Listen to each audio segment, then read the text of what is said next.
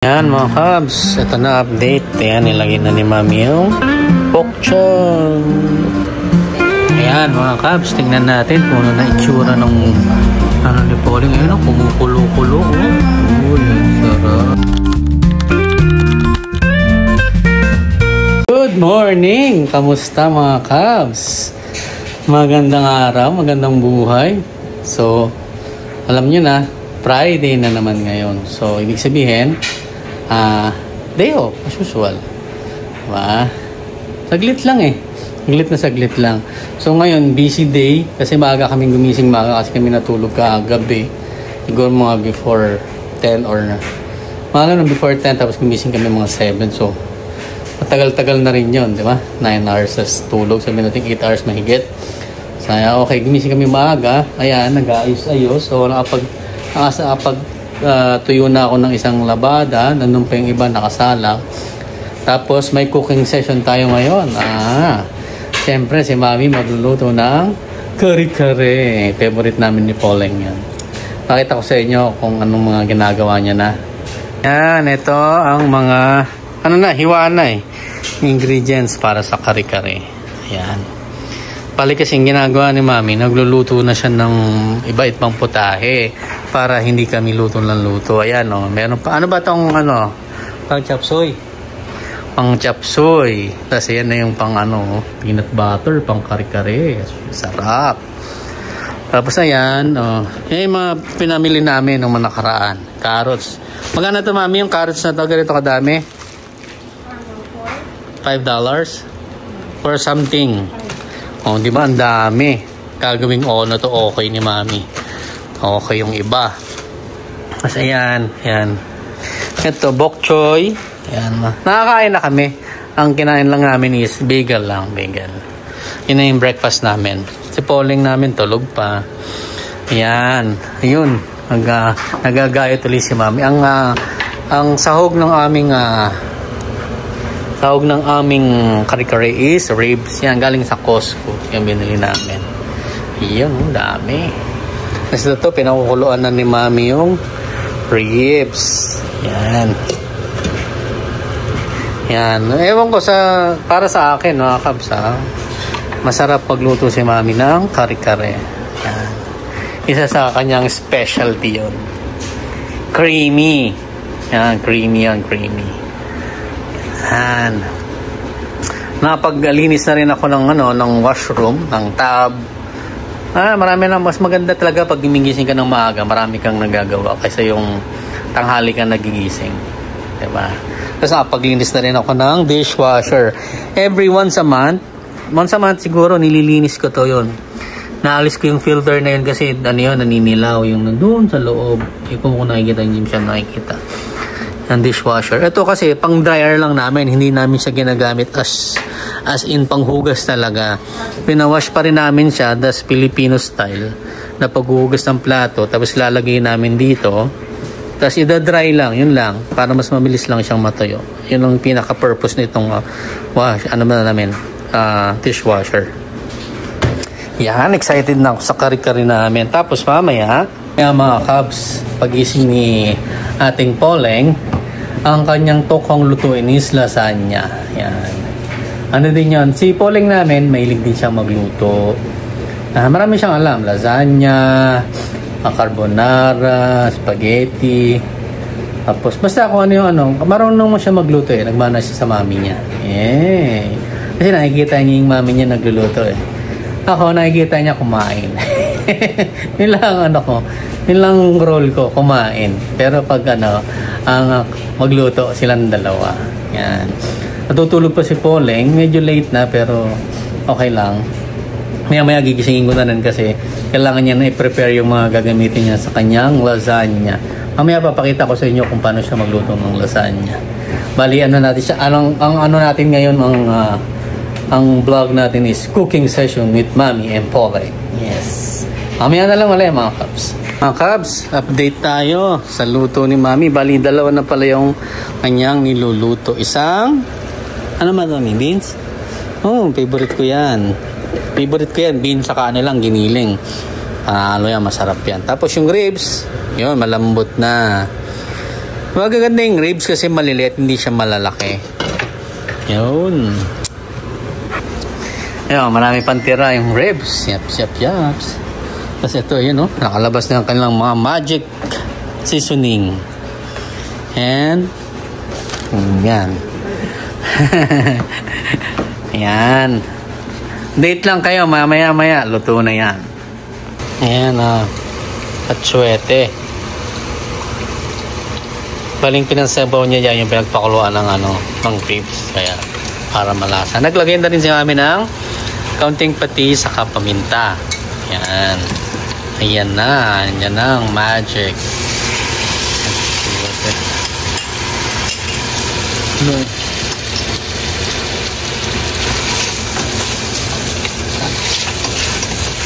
Konting sabaw. Yung sabaw. Palagyan niya ng sabaw daw. Not bad. Yummy yan. Ang konti pero inubos niya na.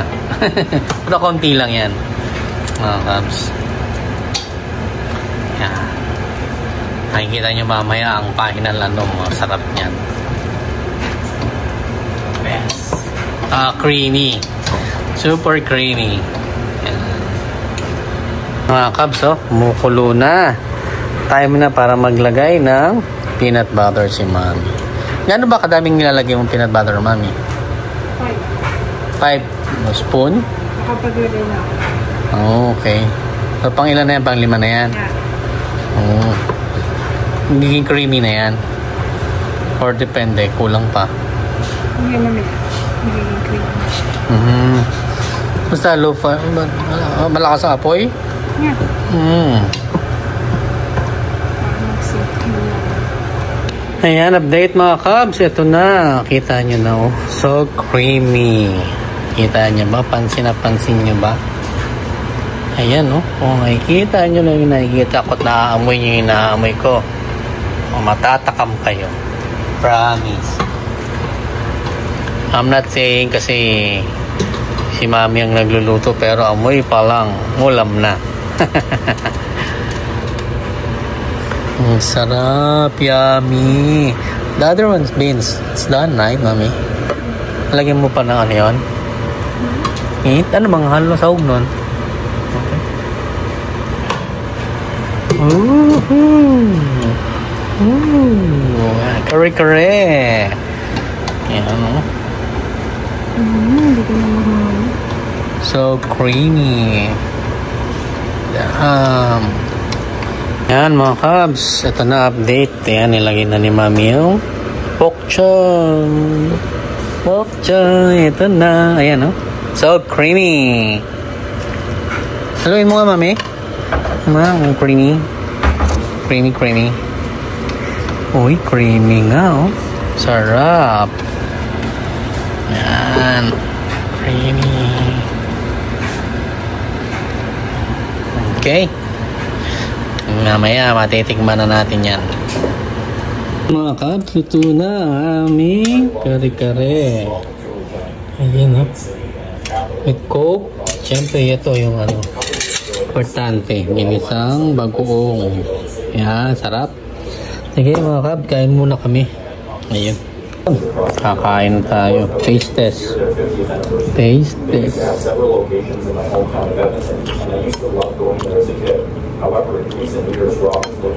Yummy. Pero kung lalo na kung may bagoong, mas masarap to kung may bagoong. Yan ang bagoong. Tapos gulay. Tapos kanin.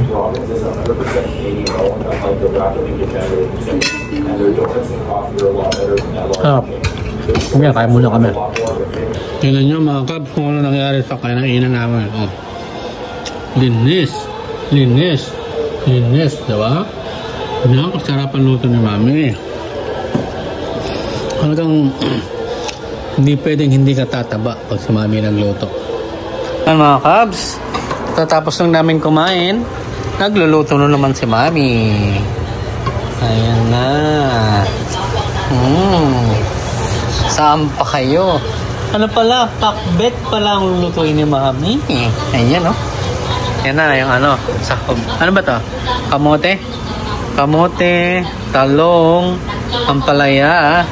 And ayan, meron ng bell pepper saka chili sa ilalim. Sorry, bell pepper kamatis pala yan mga kab. Tapos, yun. Mamoy. Pakbet. Saan pa kayo? Sulit na sulit dito. Mami. Yan, sulit. Yan. Sarap yung kamote, no? Sa ano? Sa pakbet. Yum. Ano na, lahat na niluto. Wala lang natira sa fridge. Marami. Ano lang to kasi iba pa rin yung nagluluto ka ng maaga. So sabihin natin mga ilang araw pa naman. Pero at least ready na, di ba? Yun, lalagyan ng halubaybay. Halubaybay yan, di ba? Pampasarap yan. Uy, yun sarap mga kabs.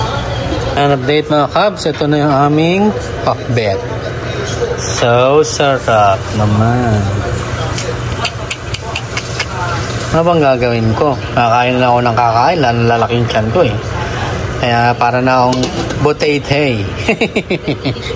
Ito pa yung aming kare-kare. Madami pa. See, mantika na oh.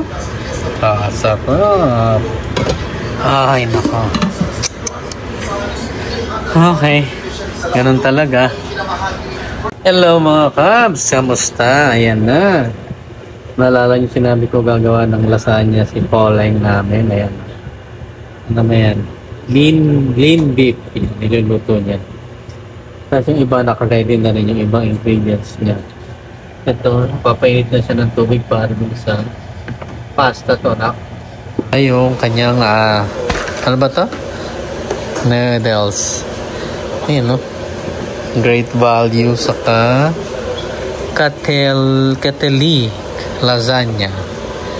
Yan, no? Sarap. Mamaya, ayan, matitikman natin. Ayan, ito na mga kabs. Yung kanyang niluluto. Ano ba siya? May mushroom na. Nilagyan niya na ng mushroom. Tapos ang susunod yan, yung pasta. Ayan, mga kabs. Nilalagay niya na kanyang lasagna pasta. Ilang ganyan? Dalawang box? Yan yung Kateli. Ano kayo? Magkakaiba ba lasa niyan? Pag brand or same lang? Yan. Patayin na lang natin kasi siguro saglit lang yan. Pag napalambot mo, okay na siya. Kasi ano lang naman yan, pagpapatong-patongin lang yan eh. Diba? Wow! Ito na ang update mga kabs. Ayan o. Yung sauce ni Pauling. Asa na? Yun. Luto na o. Yan na yung pinaka-sauce niya. Yung ano siya sa layer by layer. Tapos yung noodles niya. Ang kanyang lasagna noodles is okay na rin. Tapos ito. Para saan to no? Sauce din. Sama yan. Yan. Galing. Swerte talaga ng daddy, oh. May tagaluto ako. Yehey. I-update ko ulit kayo mamaya, mga kabs. Yan ang mga kabs, oh. Ano niya na. Pagsasama-samahin niya na. Layer by layer.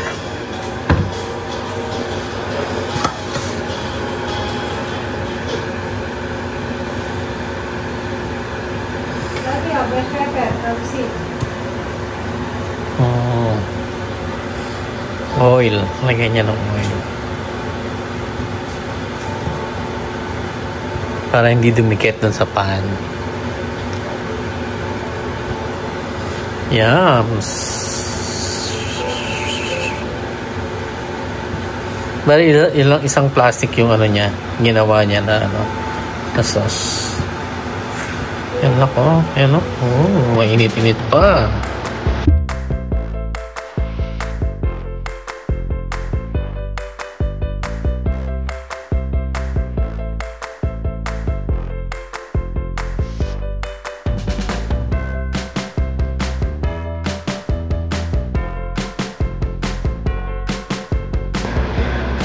I-open pa ba yan? Para ma-melt yung cheese yata. Oh, so yummy. Ano, yung ano, broil, yung init sa taas o yung baba o bake? Bake? Okay. Yung bake pa daw siya. Wow, so yummy naman. Tingnan nyo, punong-puno ng cheese. Oh. Grabe, sarap yan mga kabs. Titindihin ko na si Pauling ko. Kaya masarap kasi gumawa ng lasagna si Pauling. Yum! Super! Dami na! Uy! Yan! One down! Mamaya gagawa pa siya isa pa eh. Ayun, isa pa. Ayan, mga kabs, yung pangalawang ano niya, pangalawang batch na ano, ng lasagna. Ito yung una. Ito, parang nagme-melt na, oh. Lulutuin na lang to. Ayan, oh. Ayan, mga kabs, dami. Ayan, oh, meron pa saktong-sakto lang yung sauce na yan. Ayan, oh. Okay na. Buo na. Ano, lalagyan pa tong cheese, eh. Cheese panak, cheese, diba? Cheese. Ilalahat niya na yung cheese. Oh. Ayan. Parang ensaymada tuloy. Ayan yung pangalawa. Ayan, ilalagay na ni Pauling yung ano niya. Ayan. Kasi isa pa.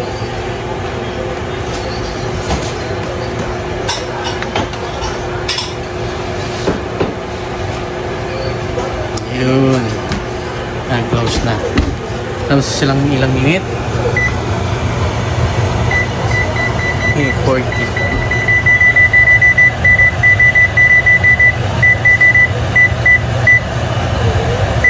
Ayan.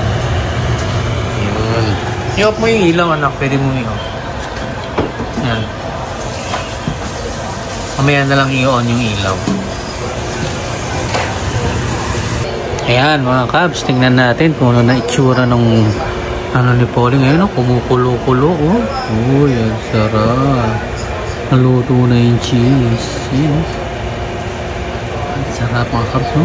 Sarap panoorin. Sarap niya pag naluto. Mamaya ulit, ano pa? 16 minutes pa bago siya matapos. Ito mga kabs, luto na yung ano, yung isa. Ayan, ang gandang tingnan, diba? Tapos yung isa, nandun pa sa ilalim. Yun, naluto pa. Pinaba-brown pa kasi. Kailangan maging brown pa siya. So, siguro baka tapos na kaya yun? Baka masobrahan eh. Or mga 50 seconds, 30 seconds pa siguro. Tapos pwede na. Ha? Yan. Go-burn out, okay na yan? Okay. Ayan mga kabs, no? Lutong-luto na yung ano, lasagna ni Pauling. Ito, madaming cheese to. Saka madaming sauce. Itong nasa ano, nasa pan. Tapos itong nasa foil. Okay din naman to. Ito ang unang titirahin namin sa foil. Pero mainit pa. Mapalamigin muna namin. So, ayan na lang. Ayun mga kabs.